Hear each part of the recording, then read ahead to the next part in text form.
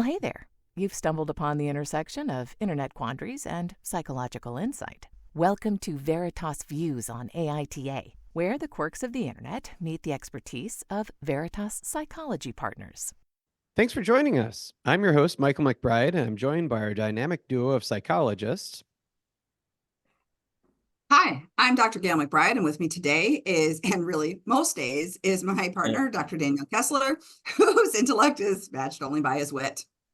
Thanks, Dr. MacBride. Looking forward to another interesting conundrum for us to pick apart. Great. Well, welcome both of you. For the newbies out there, if you don't know what Am I the Asshole is, in short, someone posts a scenario and asks readers, who's the asshole here? And that's what we're going to help determine. Neither Dan nor Gayle have read or seen this before, so let's go.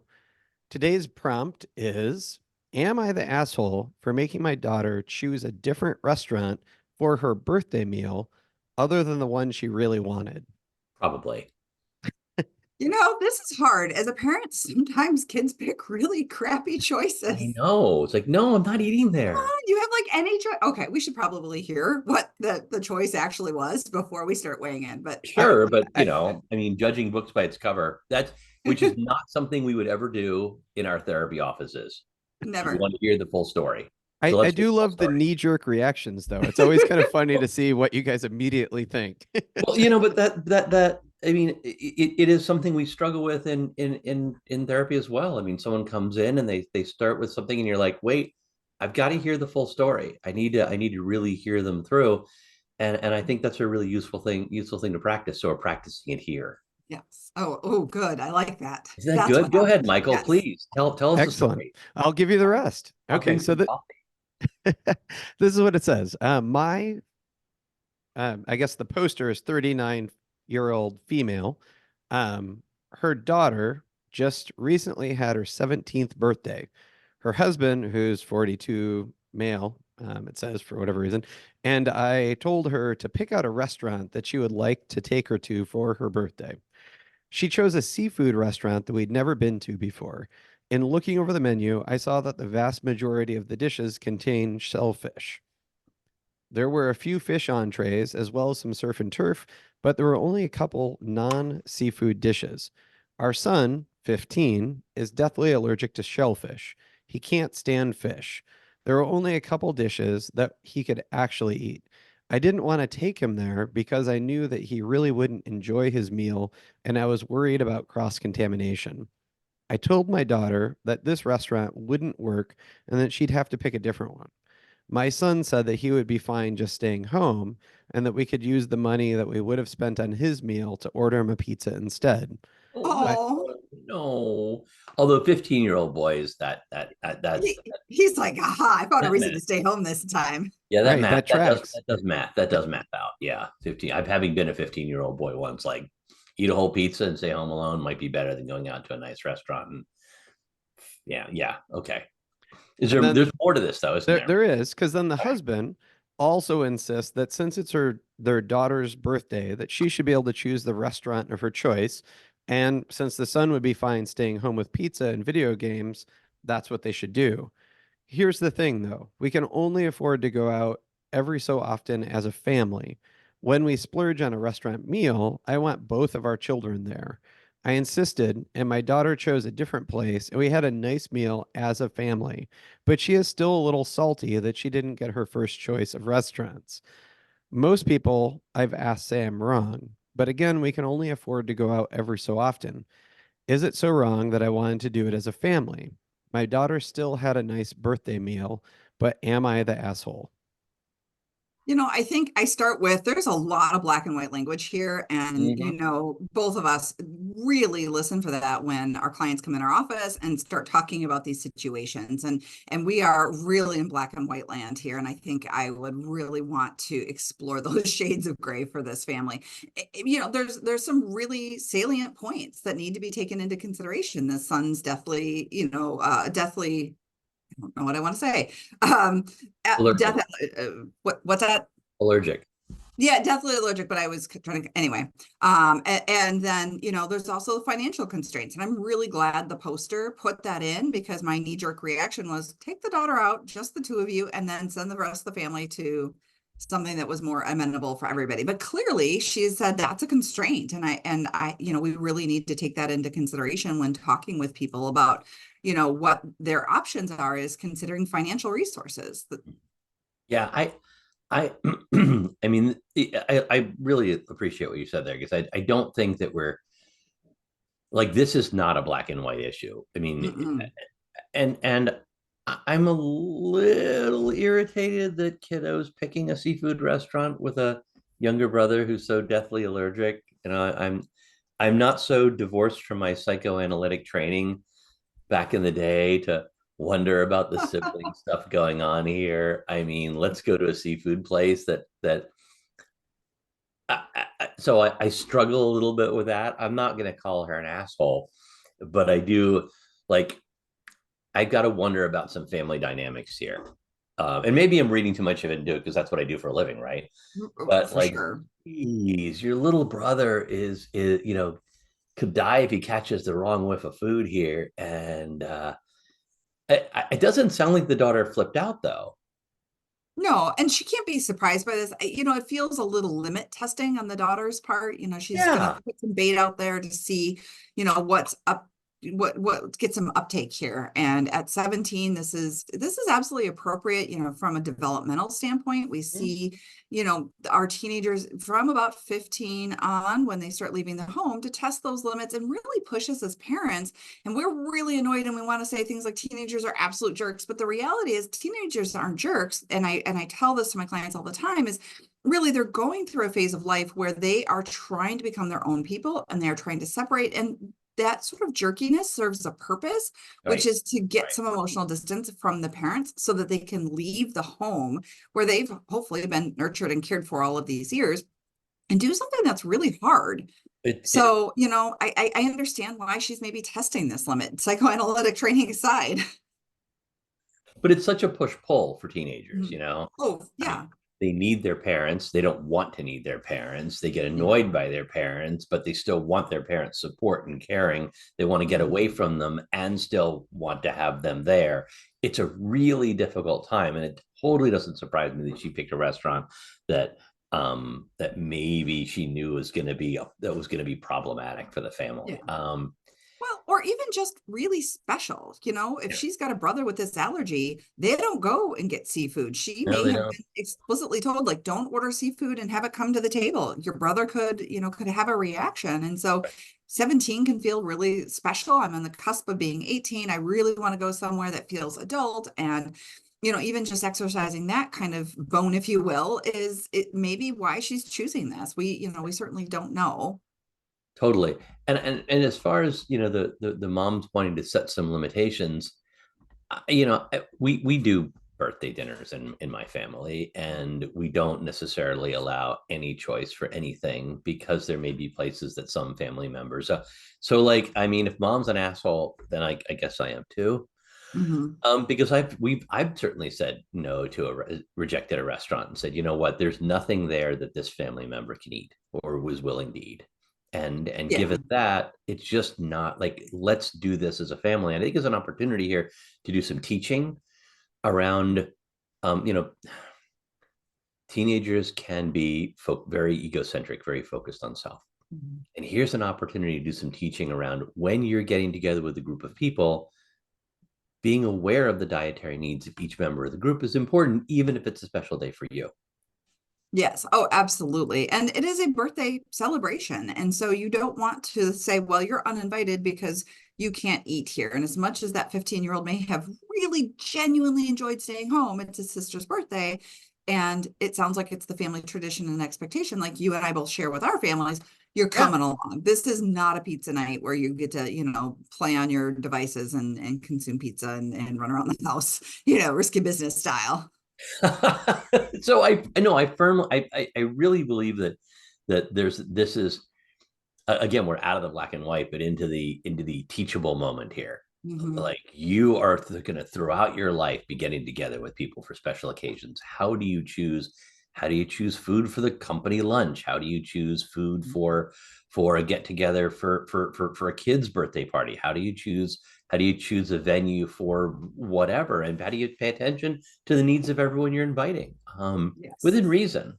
Right. So I'm maybe we're not supposed to do this yet, Michael, but I don't think mom's an asshole at all here. I mean, No. I really like. I'm I'm good with it. I'm a little annoyed at Dad for being kind of pushy on this. Wait, was Dad pushy on this? Yeah, what was Dad's Yeah. reaction? Can you remind us, Michael? To remind us about Dad. Dad was with the son. He was like, "Oh, he just wants the pizza. That's fine. Like, let's just do that, and we'll take her out to seafood." No, it's a family thing. I don't think Dad's an asshole, but I'm like, dude, it's a family thing. Don't leave your kid at home, even if he wants to be left at home. Like, because teenagers often want that, but sometimes, but you really want to foster that family thing. Right. I think Dad needs to have had an opportunity here to co-parent with his partner. He needed to kind of come back. They needed a game plan. He knows the family tradition. I think he's taking the path of least resistance on this. And, maybe because money is tight, it's not a terrible idea to let him stay home and to give him what he wants and not have him suffer through something he doesn't enjoy, that kind of thing. But I really do think there was an opportunity for those partners, those parents to come together and come up with a united decision. No, we do this as a family, so we're going to choose another restaurant. I think he, by sort of agreeing with the 15-year-old, puts this mom in the position of looking more like an asshole, looking like the heavy on this. And I think that's maybe where she's walking away feeling like, ooh, maybe I did do something wrong. My partner doesn't back me up here. Right. So husband needed to work better on this. I'm not happy with Dad. And the 15-year-old, again, we're back to teachable moments with teenagers. And yeah, I know that right now at age 15, you'd rather have a pizza and play video games and just chill by yourself in a house that you're often like too stuck with other people that you don't necessarily want to be, but this is family time. Yeah. And we're going to find something to do that we're going to be able to do as a family. I mean, there's data behind this, and families having meals together and spending time together and positive outcomes later on in life. So while they don't necessarily want it, I'm going to be a little bit pushy on this and say, hey, let's find a place that you all we can have a good family time together. Yeah, I absolutely, I agree. I might go, as I maybe often do, a little bit further than you do in the ruling here. I would say mom is not an asshole. No. Dad sucks. The daughter sucks. And only because sometimes teenagers suck. Like, it's a soft, daughter and son and husband all like suck a little bit. See, I don't agree. I don't think the son sucks. Like, I am going to leave him and mom out of this. No. Perfectly. This is my ruling. Fine. I think you keep going. You are welcome to disagree with me, and we often can and do. But I think the son doesn't suck because I really see him in a position of saying, look, here, I have an in the gray solution. Go and I'll stay home. I love solution focus. So maybe this is why he's got my heart a little bit. He presented an option. It's not the right option for the family, but I don't think it's a sucky option. As long as he came back and said, okay, if you pick another restaurant, I'm happy to go. Like, if he's like, no, then I might say he sucks a bit more.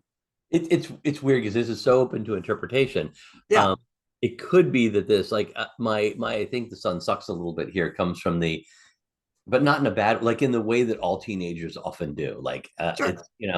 I would rather do this thing than, and if my teenagers are listening, yeah, I am talking about you.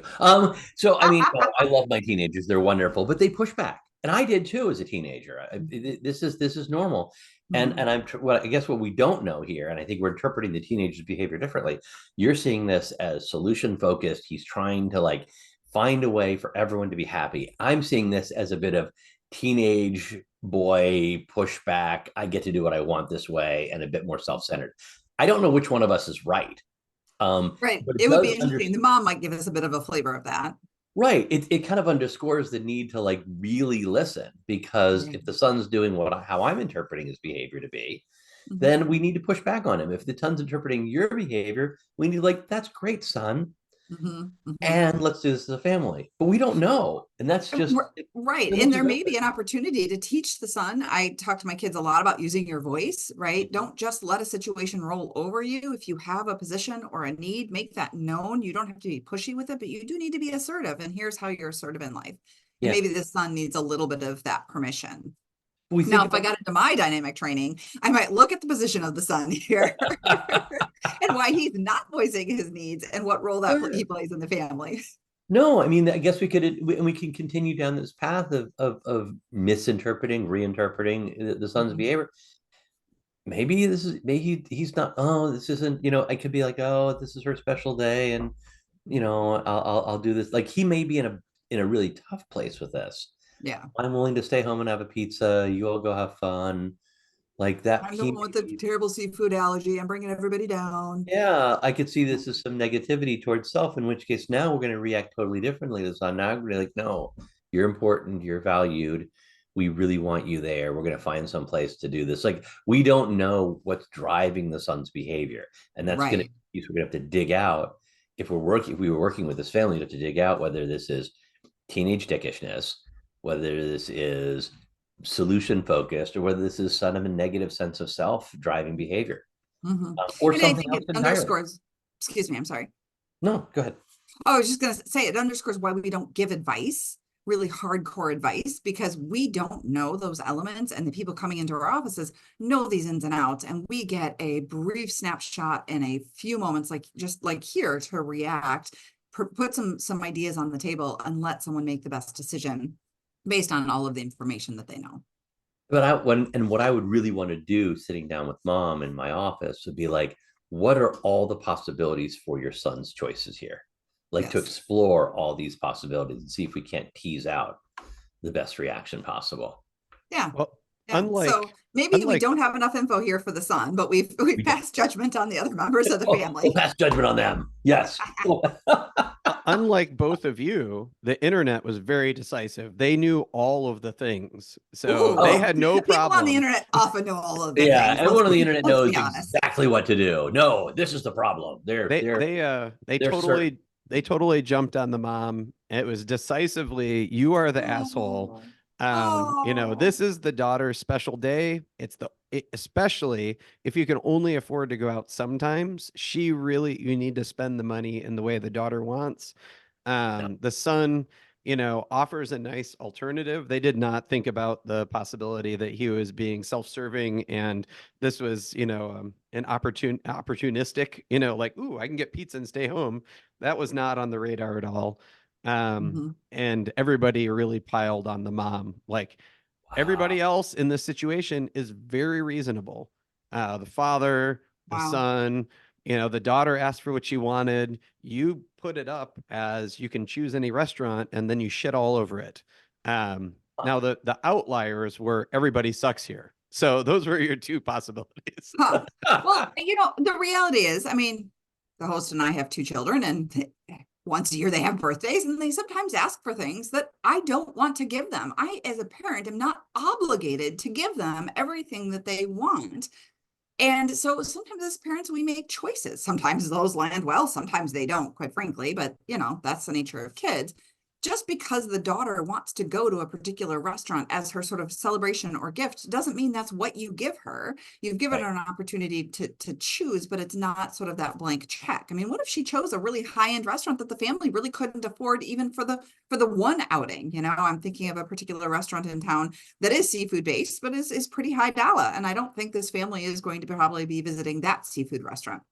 So I think the internet is wrong in this case. And I think the other option that comes to mind when I think about gifting to my children is to think about maybe this meal as maybe two members of the family, not the birthday celebration, is the gift. If you really just want to go for seafood because it's really a delicacy and a treat or something, maybe you say, let's do a day, just a parent and the daughter, and I'll take you there. But that's our gift. Instead of giving her something, physical and material, it's an experience and a meal. Yeah, we have, and we could do a whole podcast on experiences as gifts versus things as gifts. I love experiences versus things. So I'm a huge fan there as well of experience gifts rather than thing gifts. I think we did some social media about that in the past. But I mean, I think this is also one of those questions that might stratify by in across demographics. Like I wonder I suspect that 20-year-old me would have answered this different than almost 60-year-old me answers this question. In what way? Well, I think 20-year-old me might have sided with the rest of the internet on this. Like it's your specialty because, at 20 years old, I hadn't had children yet. I certainly didn't have teenage children yet. And I've now had the experience of opportunity to have teenage children and have teenage children now. And have had that I view the world differently today than I did 40 years ago.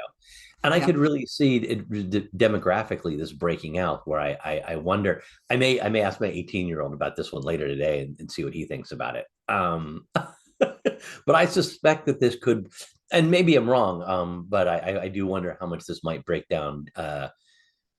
So often we see things differently at different stages of life.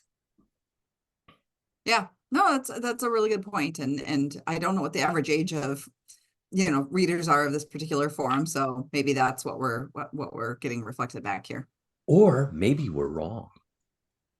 Nah. Internet is, yeah, you're right. Probably not. No, I mean, we're two highly trained psychologists. How likely is that? Yeah, exactly. We got like 50 years experience and like we both graduated from the 23rd grade. We must be smarter. No, the average. No, but we may be losing sight of. I want to remain open to the possibility. Like I'd be interested in reading some of these comments down the road, and seeing whether they might persuade me a bit.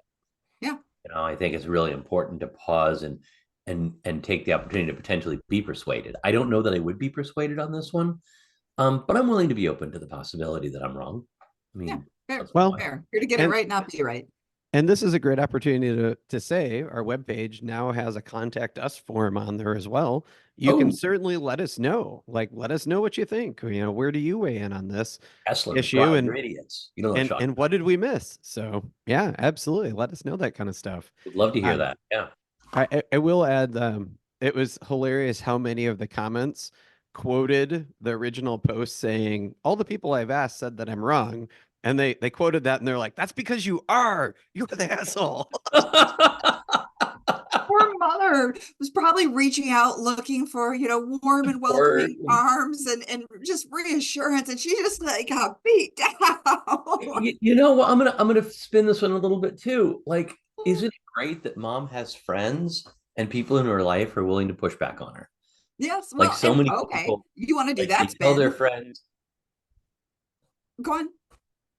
No, please. No, I wanted to spin off your spin. I thought this was great. Mom is also willing to be vulnerable enough to put it out to the internet, which is not not known for being kind and cuddly, really. And so she was willing to get some feedback on this. Yeah. And so way to go, Mom. Yeah, no, I mean, and I really am happy that her friends are willing to push back on her because so many people like I asked my friends and they all said that I'm right. It's like, okay, well, it's nice that her friend said to her, hey, you're wrong. I think her friends are wrong too. Apparently everyone thinks we're wrong, Gail. Wow. Except for you and me. Except for you and me. I would love to hear feedback from people who listen to this and are like, yeah, you guys are wrong. Yeah. Well, I'm going to defend the internet as not being soft and cuddly. There's a lot of cat videos and photos out there, which are definitely soft and cuddly. Okay. Fair enough. There are soft and cuddly places on the internet. I will agree. Yeah. Well, thank you both again for another riveting debate and a glimpse into the collective conscience of the internet forums. Remember, morality is often shades of gray and not just black and white. As we talked about today. And truth can be stranger than fiction. So stay true and stay strange. Join us again next time where we wade through another intriguing Am I the Asshole thread. And please let us know what you think through our webpage. Definitely. And please follow and share Veritas Views on any of the podcast platforms with your neighbors and friends. And as always, stick around through the credits for the bonus conversation about the seemingly random items in the therapist's office and the stories behind those objects. You can follow Dr. Dan Kessler at Dr. Dan Kessler and Dr. Gayle MacBride at Dr. G. MacBride. Oh, and you can find them both at veritaspp.com. Credits: Tickling the Ivories, Matthew Reddington. Art, production, and design, bringing this show together with flair and finesse, Michelle Love. Recording and editing, turning chaos into something worth sharing, Michael MacBride. Intro, outro, I'm Kelly Buttrick, a VO talent who just happens to be Dr. MacBride's cousin. Cats, CJ, Linus, Sadie, and Griffin. Hosting by whomever lost the coin flip. Interruptions by all their children. The content of this podcast is for informational and educational purposes only and is not a substitute for professional mental health advice, diagnosis, or treatment. Listening to this podcast does not constitute a therapist-client relationship. If you believe you may be experiencing a mental health issue, please seek the assistance of a qualified mental health professional. If you are experiencing a mental health crisis, you can call or text 988 from anywhere in the U.S. to be connected to Crisis Mental Health Services. Thanks for listening. As promised, here is the bonus conversation. Okay, so I think as long as I have known you, you've had a book on your shelf in your office, and I believe the title is something to the effect of Parenting, All Joy and No Fun. And I thought that would be appropriate to talk about today. I'd love to know more about the book. So I heard this author speak and I thought she was terrific. And I bought her book. I'll admit it's one of the books on my shelf that I've not read. I have skimmed it, but I remember in hearing her speak, she cited some research that said that your net level of happiness goes down when you have children. Like, it's like the people who are choosing not to have children are often happier than those of us who choose to have children. I'm so glad I had children. I really am. But it's an interesting phenomenon that we want kids, we have kids, they bring us great joy, but they reduce the fun that we have. They reduce the fun and enjoyment that we have individually as human beings. And I find that just to be a fascinating thing, that we want this so much and that they give us such great joy, but also reduce our level of fun. So yeah, it's there. I haven't read it. Yeah, but it's funny because that research really tracks with the research around marital satisfaction, right? Mm-hmm. Your marital satisfaction typically when you get married is quite high. And then, when you introduce a child into the marriage or a baby into a sitcom, right? The satisfaction with the storyline goes down. And I often explain to people, it, continues to go down until, K plus about 18 years or last K plus 18 years, because then that child is typically launched out of the home and marital satisfaction, funny enough, goes back up. And I think it has everything to do with the fun that you're having with your partner. When I've taught intro psych and I'm teaching it freshmen, I've asked them, what do you think is the happiest time in a couple's life? And they're almost universally like, when the kids are born and things like that. And I'm like, yeah, you don't know what you're talking about. The happiest time is right now when you all are out of the house, because there's data to support that. And they're like, what? I'm like, yeah. So it really is like that is the happiest time in a couple's life is when they're empty nesters. Again, if my children are listening, I love you very much, but I won't mind it either when you're all grown and on your own and living happy, satisfying lives. Yeah. But as we said when we gathered last night, like that's going to be a strange time too. We're both starting to ramp into some of that and experience that. And so, yeah. All right. I was going to add one quick thing, which was Seth Rogen often gets asked about having children. And he was like, fuck no, my wife and I have an amazing life. Look at me. I'm laying around smoking pot, making ceramics, and doing whatever the fuck I feel like. If I had kids, it would 100% dampen that fun. He's not wrong. He's not wrong. Again, I love my children. He's not wrong. Indeed. All right. Well, thanks so much for tuning in. Tune in next week for another riveting Am I the Asshole debate. We love hearing from you, so please review us on Apple, Spotify, or, well, wherever you're listening. If you enjoyed this podcast, please review, like, and follow. Also, give it a share. This helps us reach more listeners.